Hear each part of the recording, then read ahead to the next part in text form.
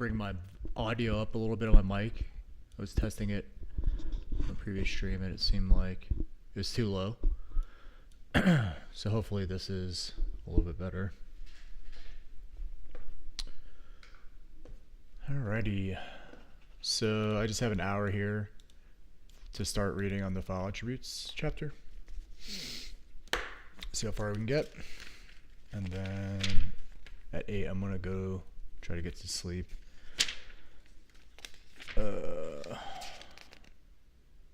I don't have gym in the morning tomorrow, but I was thinking about going to the climbing gym because I have a membership there and I haven't used it in like 2 months.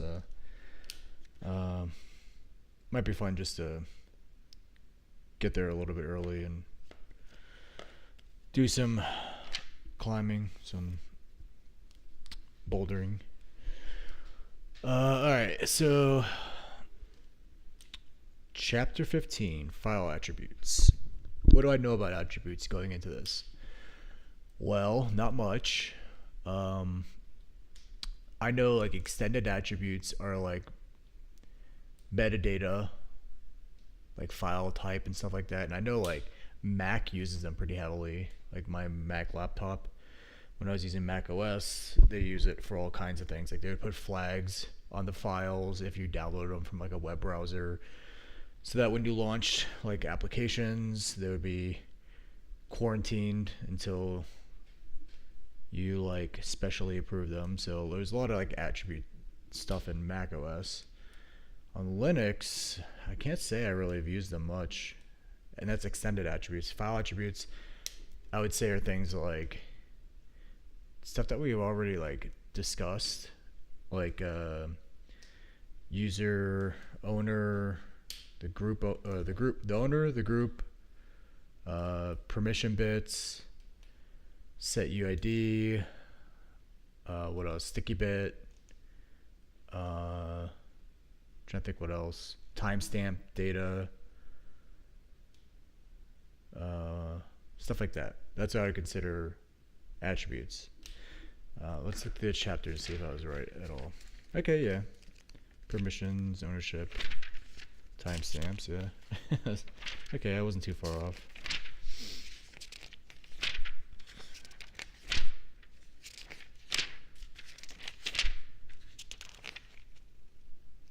Yeah, I mean, all these are just a lot of detail about those topics. The UMask. I would like to know more about UMask. I know a little bit about it because obviously I've encountered it quite a few times, but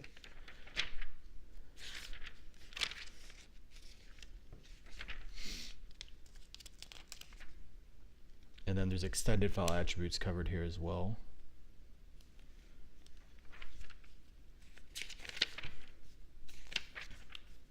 And then, wait, there's a whole chapter after this on extended attributes. Okay. So I think there's file attributes, there's extended attributes, and then there's extended file attributes. Alright, let's start. So in this chapter, we investigate various attributes of file metadata. We begin with a description of the stat system call, which returns a structure containing many of these attributes, including file timestamps, file ownership, file permissions. We then go on to look at various system calls used to change these attributes. The discussion of file permissions continues in chapter 17, where we look at access control lists. We conclude the chapter with a discussion of inode flags, also known as ext2 extended file attributes.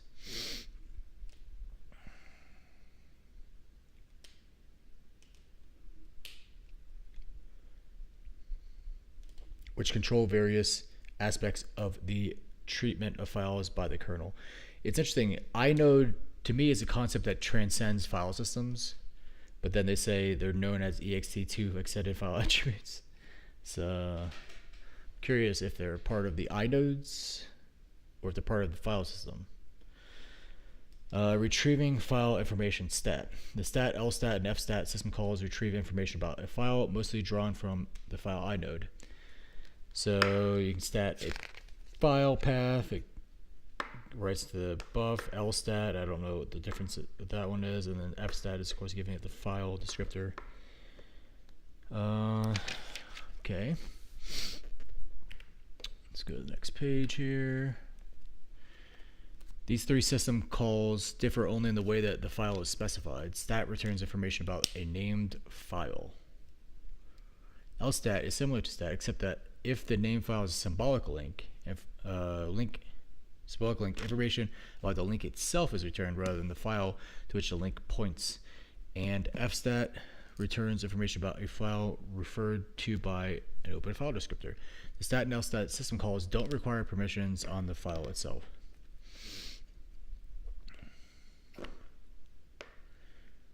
However, execute search permission is required on all of the parent directories specified a path name. The fstat system call always succeeds if provided with a valid file descriptor.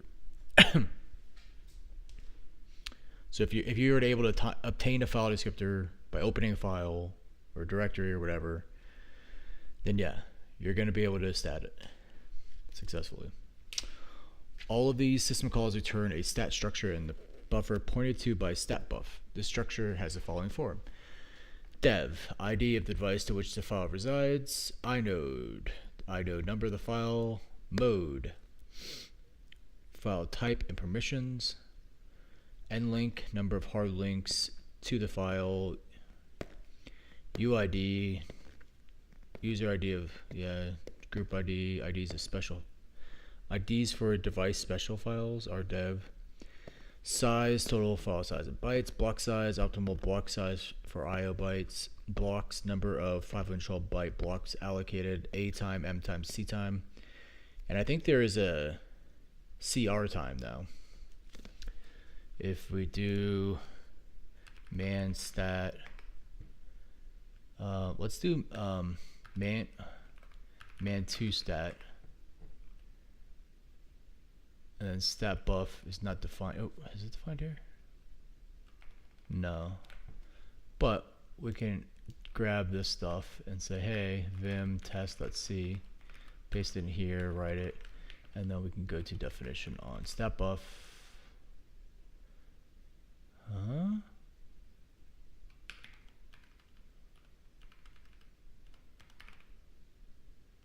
Sorry, stat. There we go. Oh wow, a bunch of freaking pound defines. Okay.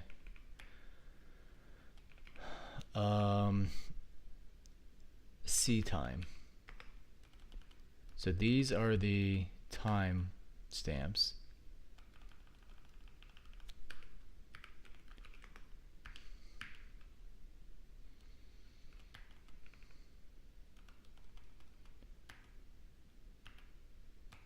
These nanosecond precision versions of them.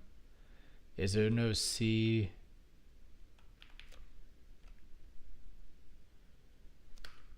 CR time? No. Okay, so that doesn't come back in stat. But there is a birth. Let's ask AI. When I run stat on a file, I get a birth timestamp back. What field does this correlate to in the stat struct of the stat syscall?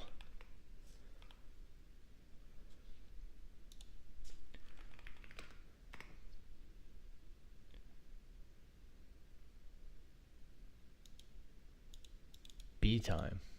Okay. Let's try finding that. B time.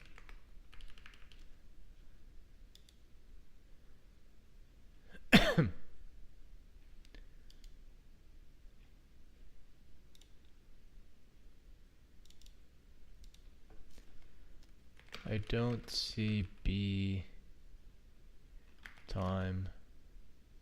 Oh, it's in strut stat.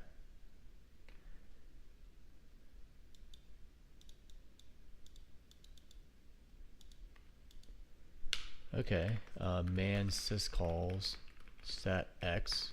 Hey, there's a stat x. And when I run stat on test.c with strace-c, Let's look for stat here. I don't see it. There's fstat. There's stat x right down there. There we go. So man stat x, and then man stat x is an actual. No, it has a wrapper, but it has a stat x structure which has the creation time. Function returns information about a file, storing it in a buffer pointed to by stat x buff. Return buffer is the structure following.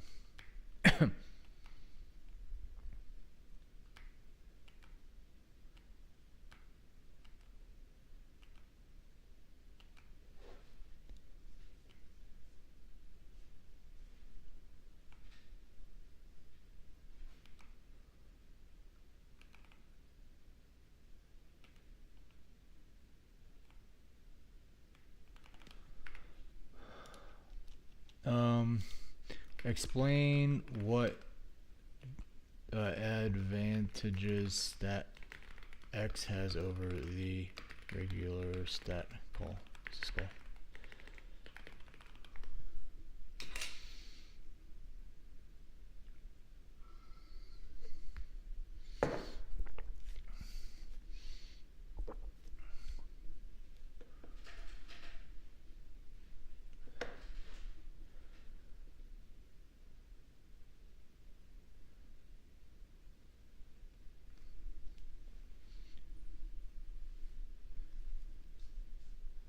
Yeah, birth time had nowhere to go.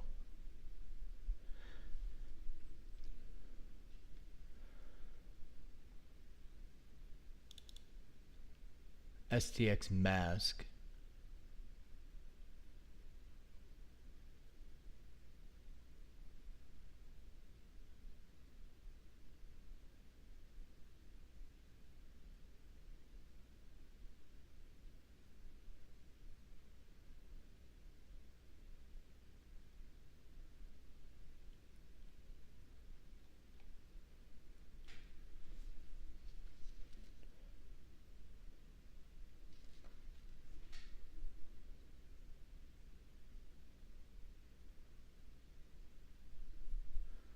Or unsupported.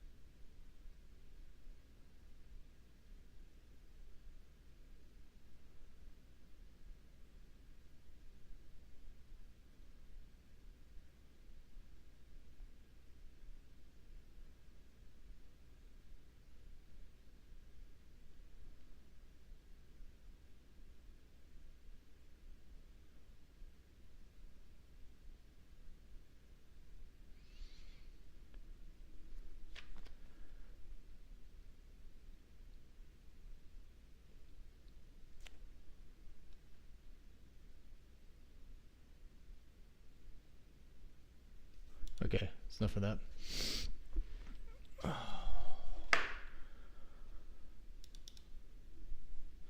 The various data types used to type the fields in the stat structure are all specified in sus v3. See section 362 for further information about these types. According to sus v3, when lstat is applied to a symbolic link, it needs to return valid information only in the size st size field and in the file type component described shortly. If the st mode field none of the other fields need to contain valid information. This gives the implementation the freedom to not maintain these fields, which may be done for efficiency reasons. In particular, the intent of earlier Unix standards was to allow a symbolic link to be implemented either as an inode or as an entry in a directory. Under the latter implementation, it's not possible to implement all of the fields required by the stat structure. On all major contemporary Unix implementations, symbolic links are implemented as inodes. See section 15.2 for further details. On Linux, lstat returns information in all of the stat fields when applied to a symbolic link. Specify tightens the requirement on an implementation requiring lstat to return valid information in all fields. So the stat structure except the permission bits of ST mode. In the following pages, we look at some of the stat structure fields in more detail. And finish with an example program that displays entire stat structure, device IDs, and device IDs and inode number. The stdev field identifies the device on which the file resides. The stino field contains the inode number of the file. The combination of stdev and stino uniquely identifies the file across all file systems.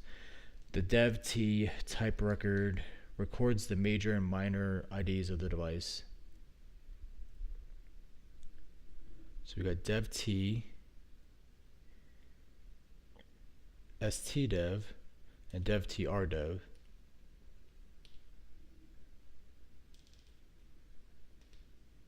Okay.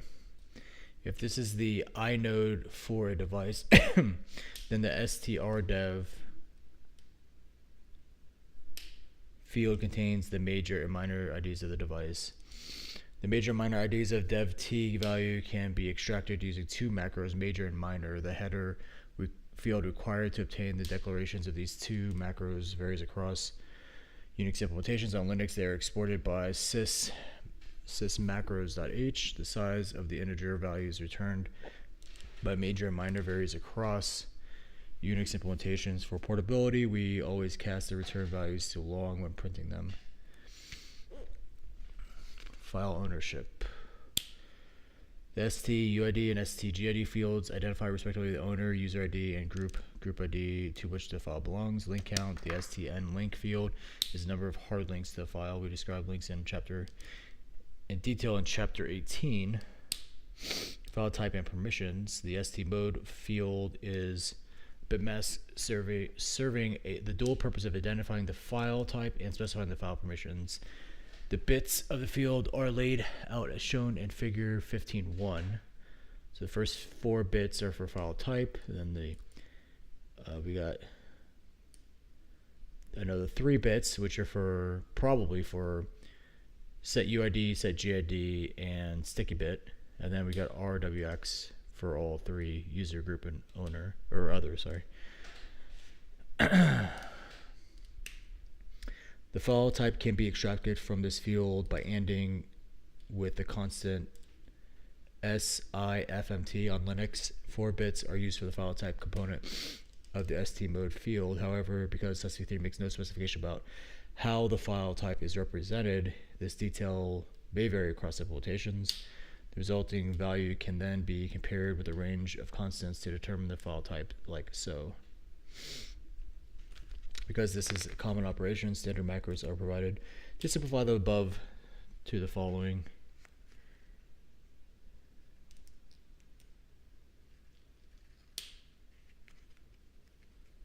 Okay.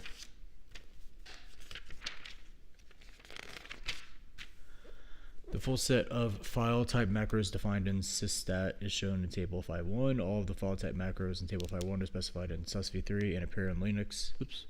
Sorry, I didn't switch over here.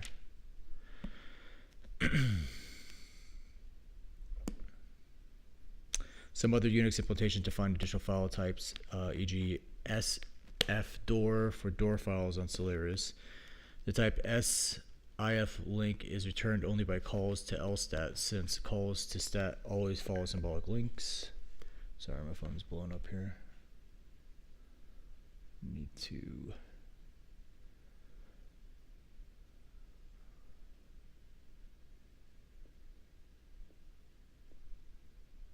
D&D my phone. There we go. The original POSIX 1 standard did not specify the constants shown in the first column in table 5.1.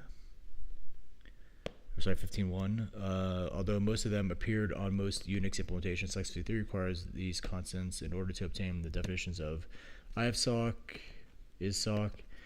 From sysstat, we must either define BSD source from test macro or define X open source with a value greater than or equal to 500. The rules have varied somewhat across glibc versions In some cases, X open source must be defined with a value of 600 or greater. Macros for checking file type in the ST mode field of the stat structure. Great. The bottom 12 bits of the ST mode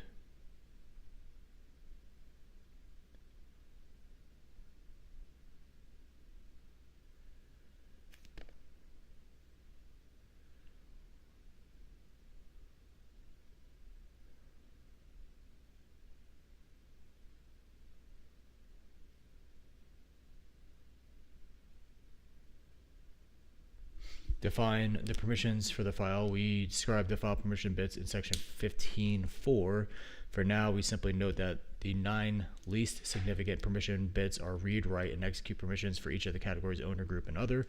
File size blocks allocated 15.4. Okay, file size blocks allocated an optimal IO block size. For regular files, the ST size field is the total size of the file bytes. For symbolic link, this field contains the length in bytes of the path name pointed to by the link. Makes sense. For a shared memory object, chapter 54, this field contains the size of the object. The ST blocks field indicates the total number of blocks allocated to the file in 512 byte block units.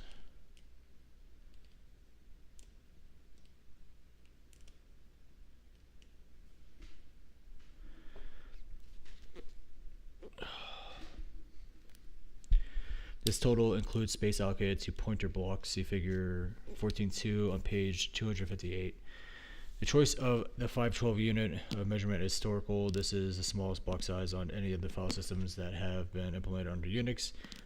More modern file systems use larger logical block sizes. For example, under ext2, the value of ST blocks is always a multiple of 2, 4, or 8, depending on whether the ext2 logical block size is 1024, 2048, 4096. SAS23 does not define the units in which ST blocks is measured, allowing this possibility that an implementation uses a unit other than 512 bytes. Most Unix implementations do use 512 byte units, but HPUX11 uses file system specific units, e.g. 1024 bytes in some case. The ST blocks field records the number of disk blocks actually allocated.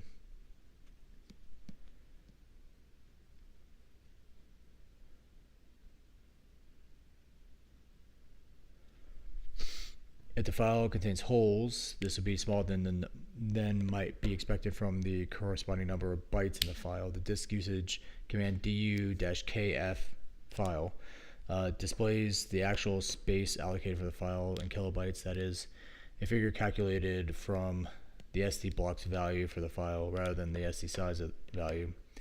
The ST blocks size field is somewhat misleadingly named. It is not the block size of the underlying file system, but rather the optimal block size in bytes for IO on the files on this file system. IO in blocks smaller than this size is less efficient. Refer to section 13.1. A typical value returned is in ST block size is 4096. File timestamps. The STA time, STM time, and STC time fields contains respectively the times of last access, last modification, and last status change. These fields are type time T, the standard Unix time format of seconds since the epoch. We say more about these fields in section 15.2, example program. Example listing 15.1 uses stat to receive information about the file named on its command line. If the -L command line option is specified, then the program instead uses lstat.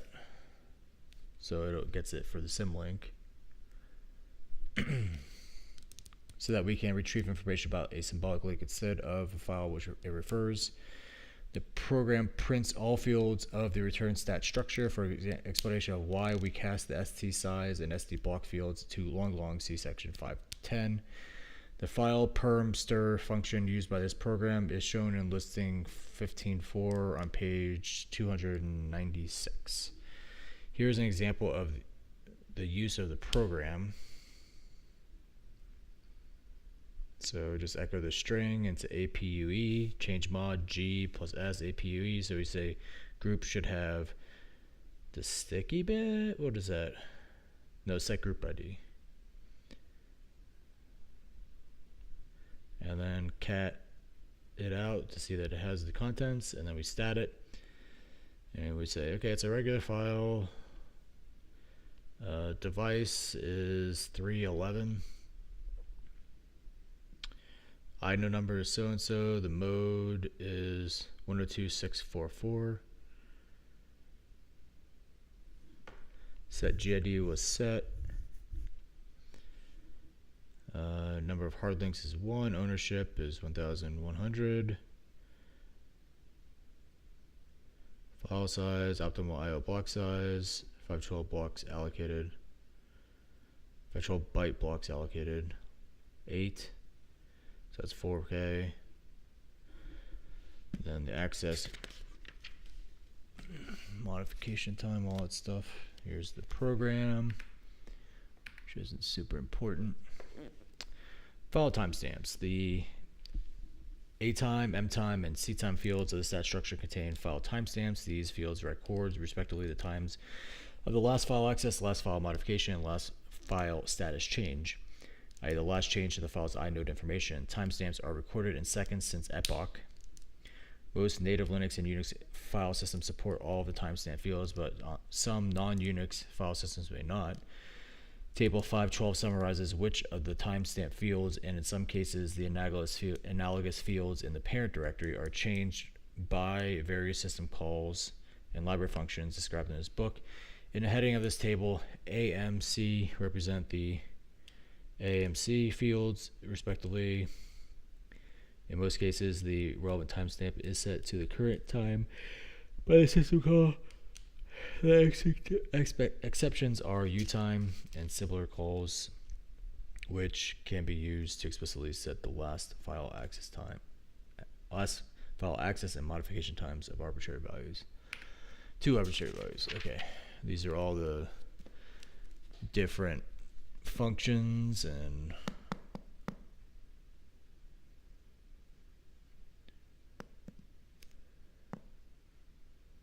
how it affects the. So I do like a stat. Where's stat at? Doesn't do anything.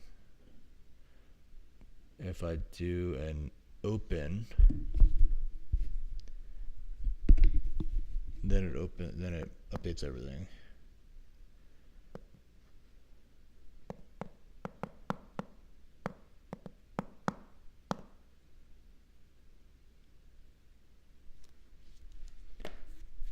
In sections 14.8.1 and 15.5, we describe mount options and per file flags that prevent updates to the last access time of the file. The open no at a time flag described in section 4.3.1 also serves a similar purpose. In some applications, this can be useful for performance reasons since it reduces the number of disk operations that are required when a file is accessed. Although most Unix systems do not record the creation time of a file, on recent BSD systems, this time is recorded in the stat field known as birth time. Nanosecond timestamps. With version 2.6, Linux supports nanosecond resolution for the 3 timestamp fields in stat structure. Nanosecond resolution improves the accuracy of programs that need to make decisions based on relative order of file timestamps, e.g. make. Subsp 3 doesn't specify nanoseconds timestamps for the stat structure, but Subsp 4 adds the specification. Not all file systems support nanosecond timestamps. Under glibc API, the timestamp fields are each defined in a time spec structure. We describe the structure when we discuss utime. Oh, I'm on the wrong page here. So it's right here. We discuss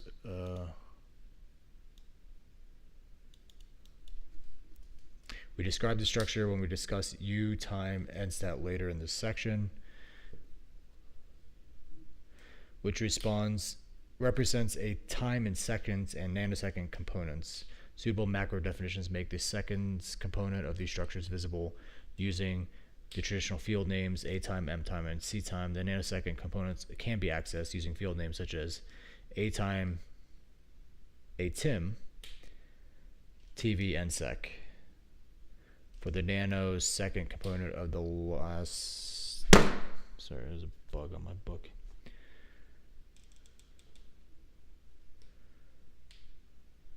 Of the last file access time. Okay, changing file timestamps with utime and utimes. The last file access and modification timestamp stored in the file inode can be explicitly changed using utime or one of the related set of system calls. Programs such as tar and unzip use these system calls to reset file timestamps when unpacking an archive. The pathname argument identifies the file whose time we wish to modify. If pathname is symbolic link is dereferenced, the buff argument can be either null or a pointer to utime buff structure. The fields in the structure measure time in seconds. Since epoch, two different cases determine how utime works. If buff is specified as null, then both the last access and last modification time are set to the current time. In this case, either the effective user ID of the process must match the file's user ID. The process must have write permission to the file. Logical, since a process with write permission on a file could employ other system calls that would have side effects to change these file timestamps. Or the process must be privileged. Cap F owner, cap DAC override. To be accurate on Linux, it is the process's file system user ID rather than its effective user ID that is checked against the file's user ID as described in section 9.5. Okay. If buff is specified as pointer to a utime buff structure, then the last file access and modification times are updated using the corresponding fields of this structure. In this case, the effective user ID of the process must match the file's user ID. Having write permission on the file is not sufficient, or the caller must be privileged. Cap F owner. To change just one of the file timestamps, we first use stat to retrieve both times, use one of these times to initialize the time buff structure, and then set the others as desired. This is demonstrated in the following code, which makes the last modification time of the file the same as the last access time. Well, that's a read, modify, write problem, because you do the stat, read the data into the stat SB variable, then you're going to modify it, and then you're going to write it back with utime. Well, someone else could have slipped right in there, updated those things, and now you're overwriting those values. This is vulnerable to read, modify, write concurrency bug. A successful call to utime always sets the last status change time to the current time. Linux also provides a BSD-derived utimes system call which performs a similar task to utime. Okay. The most notable difference between utime and utimes is that utimes allows time values to be specified in the microsecond accuracy. The time value structure is as described in section 10.1. This provides partial access to the nanosecond accuracy with which file timestamps are provided in Linux 2.6. The new file access time is specified with TV 0, and the new modification time is specified TV1. Example of the use of utimes is provided so-and-so. The futtimes and lutimes library functions perform a similar task to utimes. They differ from utimes in the argument used to specify the file whose timestamps are to be changed. Boop. With futtimes, the file is specified via an open file descriptor FD. With lutimes, the file is specified via path name, with the difference from utimes that if the path name refers to a symbolic link, then the link is not dereferenced. Instead, the timestamps of the link itself are changed. The futtimes function is supported glibc. The lutimes function is supported since glibc blah blah. Okay. Changing the file timestamps. I don't really care about these timestamps so much. It's so much detail. I want to learn more about the sticky bit. Well, I've already read everything about the sticky bit.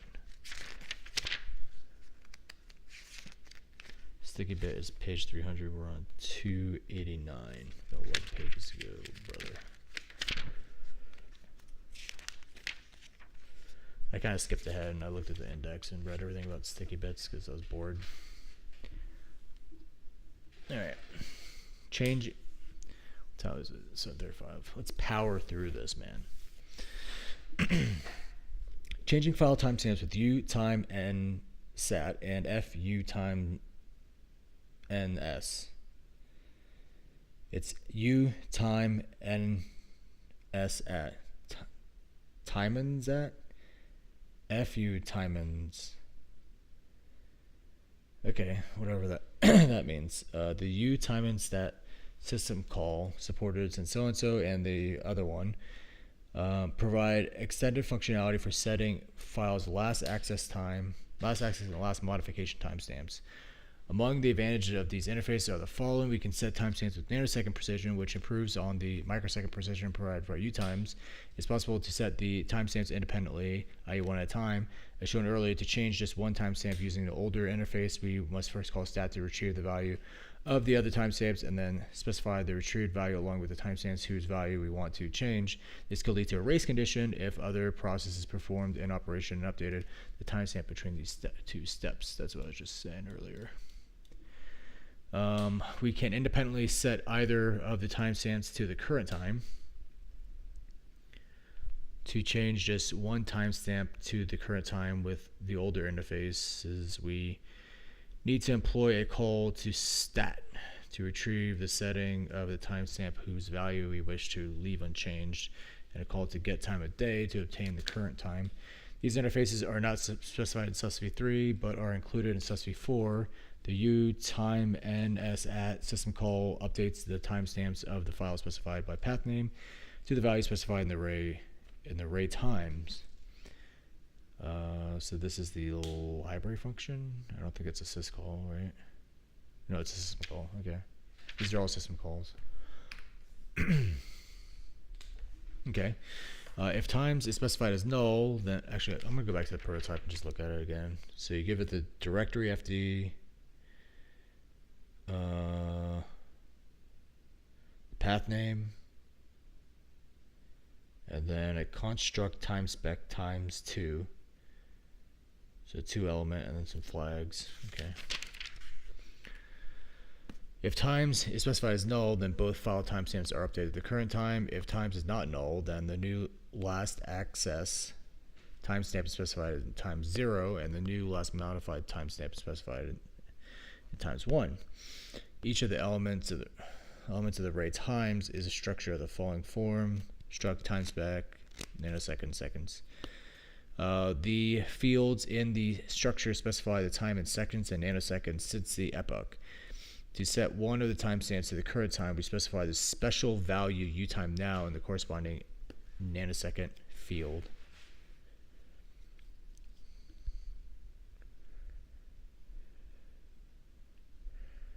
To leave one of the timestamps unchanged, we specify the special value omit in the corresponding nanosecond field. In both cases, the value of the corresponding second field is ignored. Dir FD argument can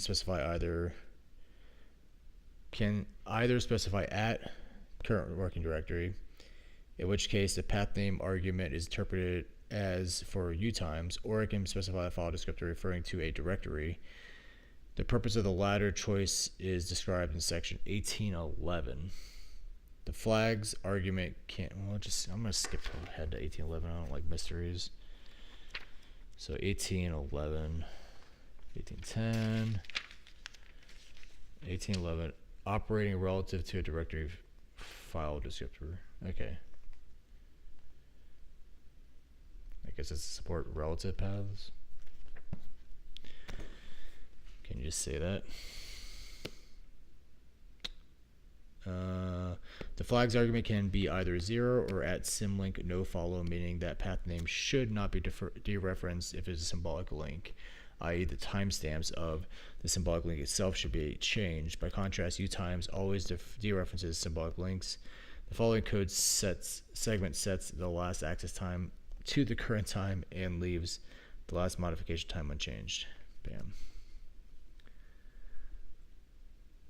The permission rules for changing timestamps with utime ns@, and futime_ns are similar to those for older APIs and are detailed in the manual page.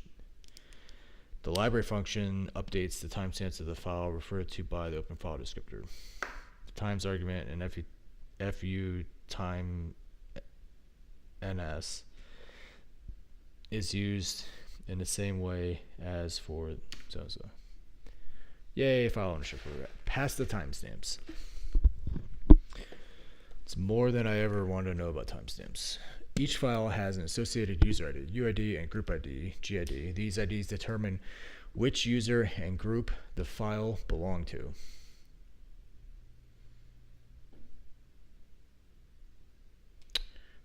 No duh.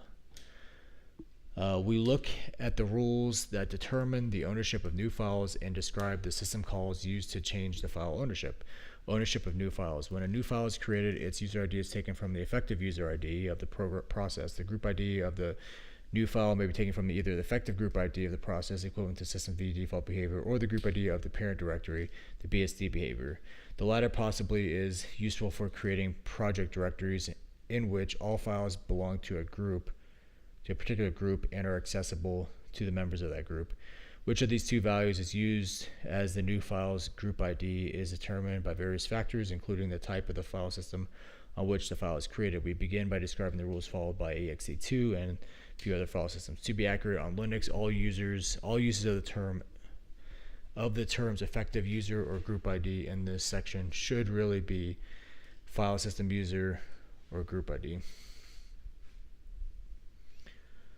When an ext2 file system is mounted, either the group ID or synonymous BSD groups options, or the no group ID or the synonymous sysv groups. So BSD groups or sysv groups option may be specified to mount the mount command. If neither option is specified, the default is no group ID. So no group ID is a systemv, and systemv says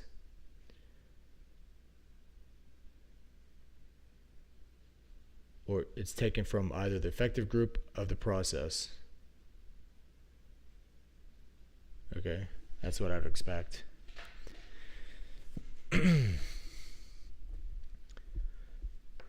Then the new file always inherits its group ID from the parent directory. If no group ID is specified, then by default the new file takes its group ID from the process's effective group ID. However, if the set group ID bit is enabled for a directory via changemod G+S, then the group ID of the file is inherited from the parent directory. These rules are summarized in table 15.3.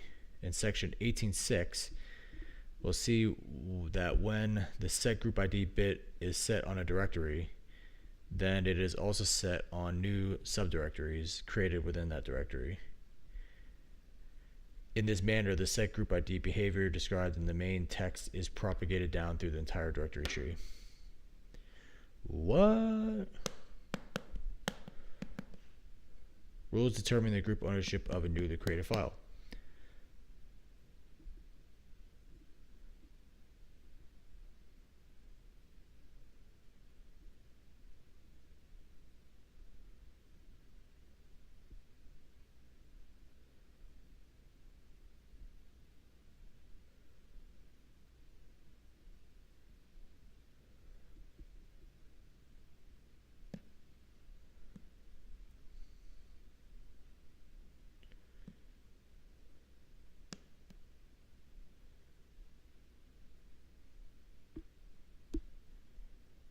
I don't like this parent group ID stuff. I don't like it. At the time of writing, the only file systems that support the group ID and no group ID mount options are the XT.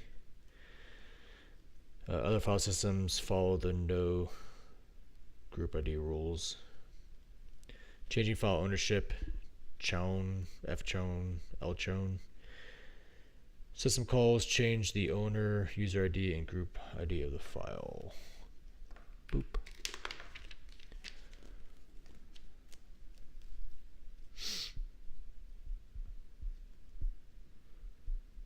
So chown and lchown, you give the path names.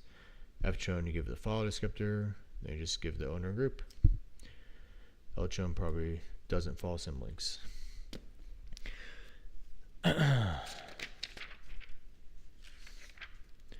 The distinction between these three system calls is similar to stat family of system calls. Chown changes the ownership of the file name and the path name argument. Lchown does the same, except that the path name is a symbolic link. Ownership of the file is changed rather than the file to which it refers. Fchown changes the ownership of the file referred to by the open file descriptor FD. The owner argument specifies the new user ID for the file. The group argument specifies the new group ID for the file. To change just one ID, you can specify -1 for the other argument and leave the ID change. Prior to Linux 2.do, changeown did not dereference symbolic links. The semantics of changeown were changed with Linux 2.2 with the new lchown system call was added to provide the behavior of the old chown system call. Only a privileged cap chown process may use chown to change the user ID of a file. An unprivileged process can use chown to change the group ID of a file that it owns to any of the groups to which they are a member. A privileged process can change the group to any value. If the owner or group of a file is changed, then the set user ID and set group ID permission bits are both turned off. If the owner or group of a file is changed, then the set ID and set group ID permission bits are both turned off. I didn't know that. This is a security precaution to ensure that normal user could not enable the set user ID or set group ID bit on an executable file and then somehow make it owned by some privileged user or group, thereby gaining that privileged identity when executing the file. SusV3, I'm going to highlight this because it seems pretty cool. Old factoid. SusV3 leaves it unspecified whether the set user ID and set group ID bits should be turned off when the superuser changes the owner or group of an executable file. Linux 2 did turn these bits off in this case, while some of the early 2.2 kernels did not. Later 2.2 kernels return to the 2.0 behavior where changes by the superuser are treated the same as everyone else.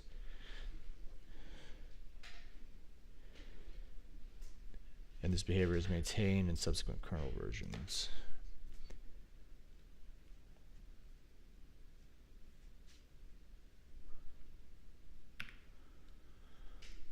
When changing the owner or group of a file, the set group ID permission bit is not turned off.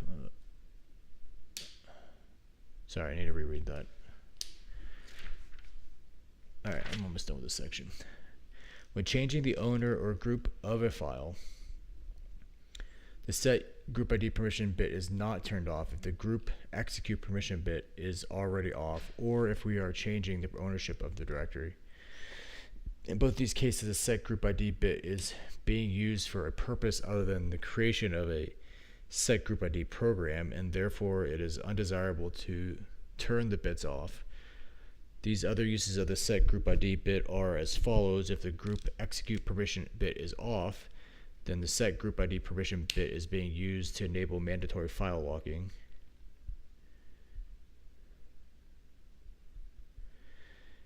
In this case, in the case of a directory, the set group ID bit is being used to control the ownership of new files created in the directory.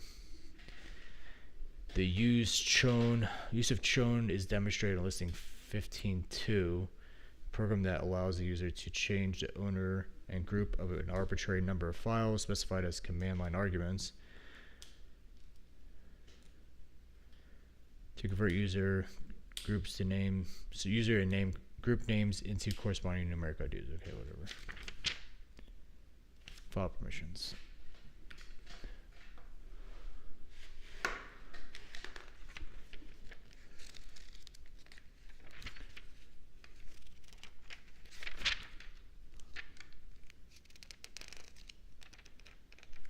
Alright, we're almost to 300. Got 6 pages to go.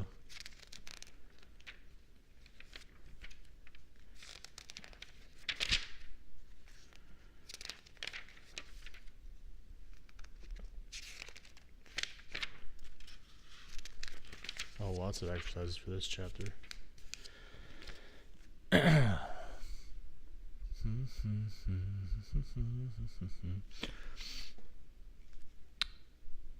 Well,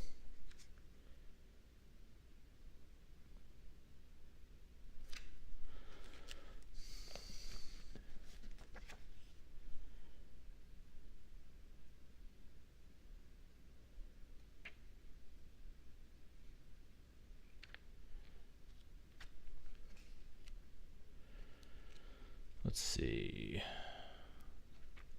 What is this? Tracing system calls.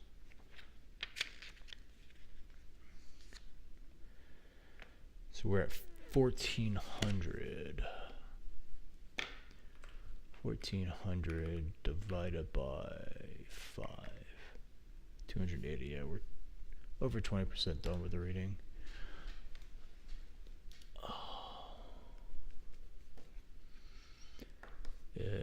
1400 divided by 4 would be 350. That's the next milestone.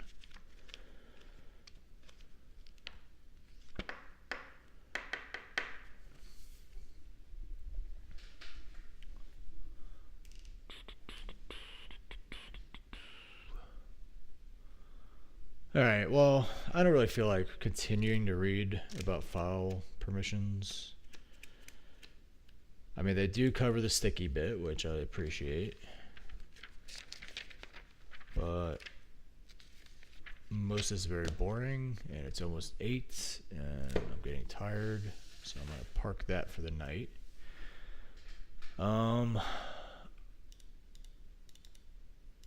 Yeah.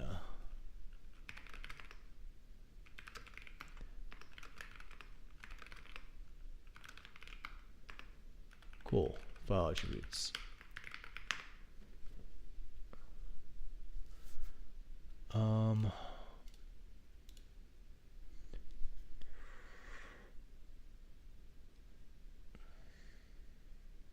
I do want to read about ACLs. That's something I'm going to learn new stuff about.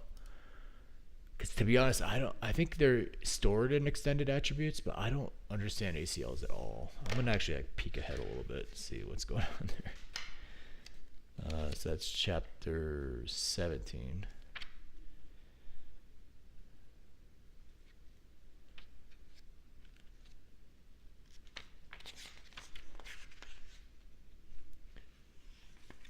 Oh, there's a lot here.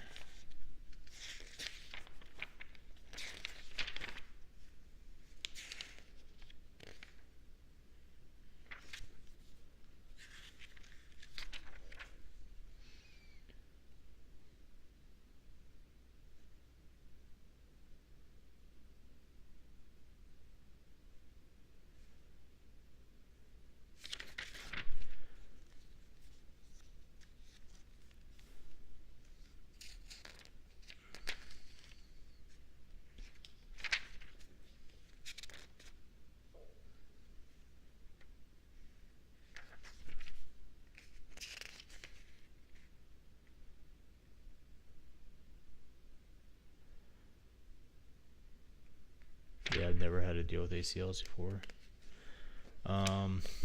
Let's ask, are ACLs in common use in Linux file systems?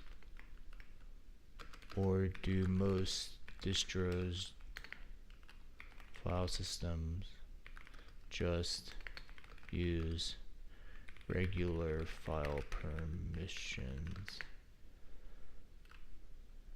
ownership.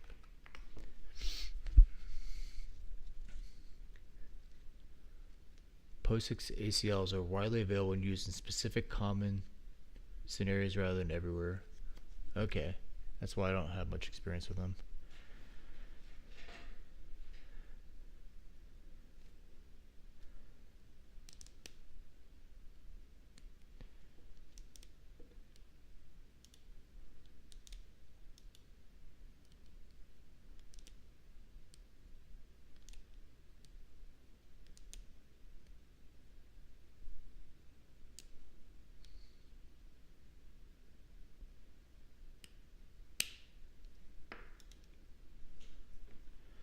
Get FACL readme.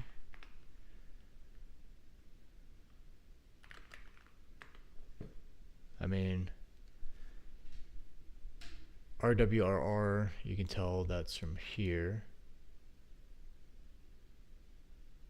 And the owner and group, if I did G here, you can see the group. So this is just giving me back the regular file permissions.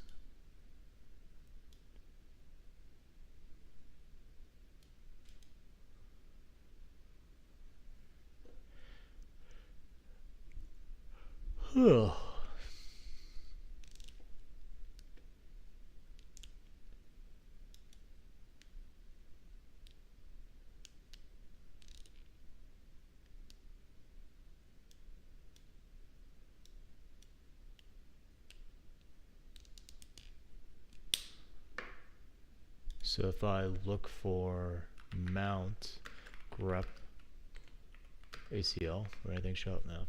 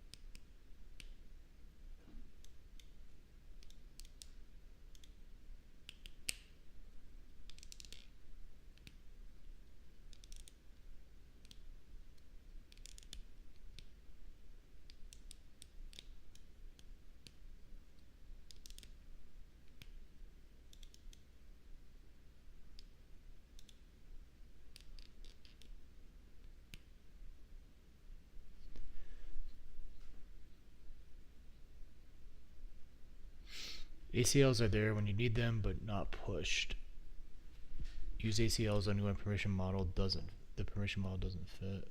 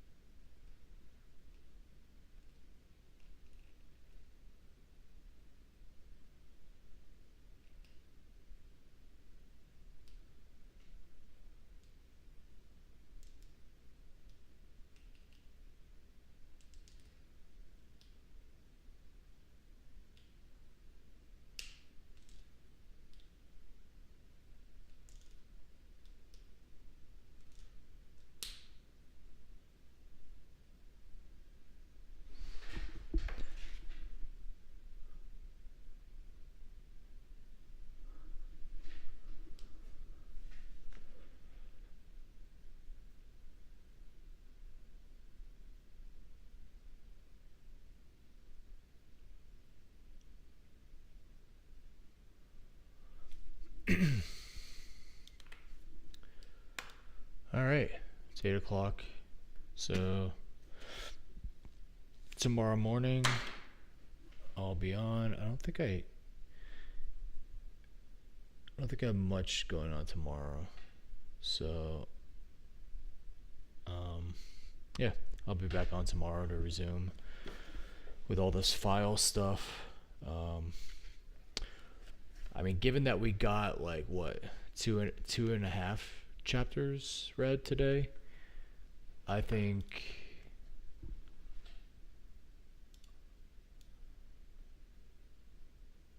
we got like two. I would say we got two. So I think getting one, two, I think getting through access control lists would be nice.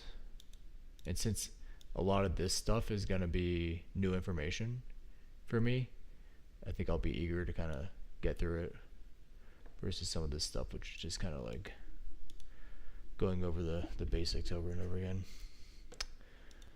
And then directories and links. I don't really see anything new here. There might be some new things in details here, but let's go back to the index here.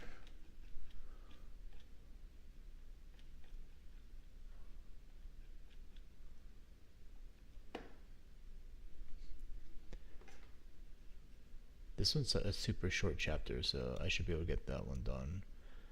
File attributes, I'm halfway done with that. So I think definitely we should be able to finish access control lists tomorrow, and maybe even directory and links.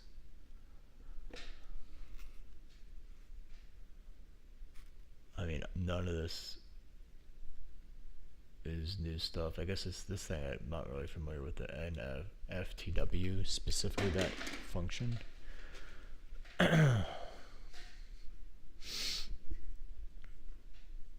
But pretty much everything in here.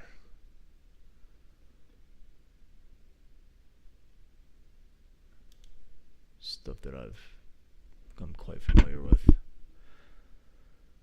Monitoring file events with iNotify. There's a new system in Linux for this. In Linux, what is the system called?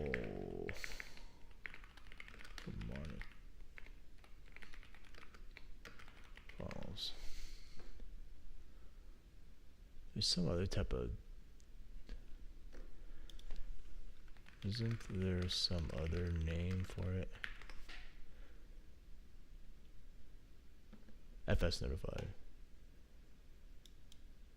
iNotify is the kernel subsystem we already talked about. It's more generic kernel framework than iNotify. Essentially, iNotify is a front end for FS Notify. Okay.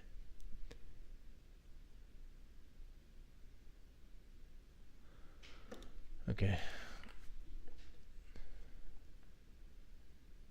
So not a lot new here, but maybe a little bit in the details.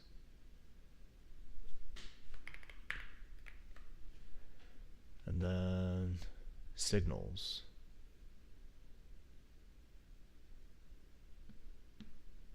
So at this point, we'll be out of the file nonsense.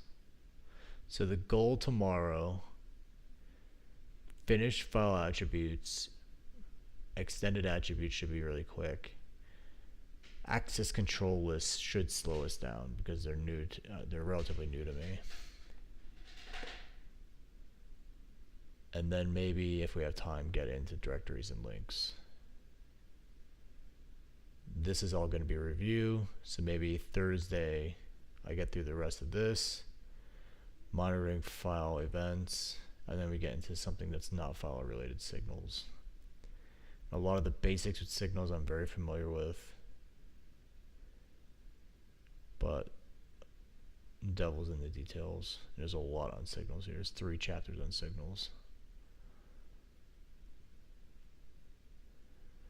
It'll be nice to hit 20 too, because there's 64 chapters. It's power of 2. I think there's 64, right?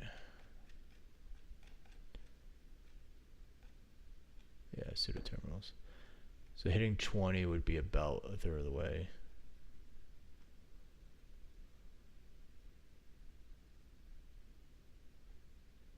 Technically 21 in a little bit, 21.3. But getting into the signal stuff, I think, would be a nice milestone. I think I'll be able to get there by Friday. Thursday or Friday. Cool. Alright, I'm going to hop off then. And I'll be on again tomorrow morning. Cool. See you tomorrow.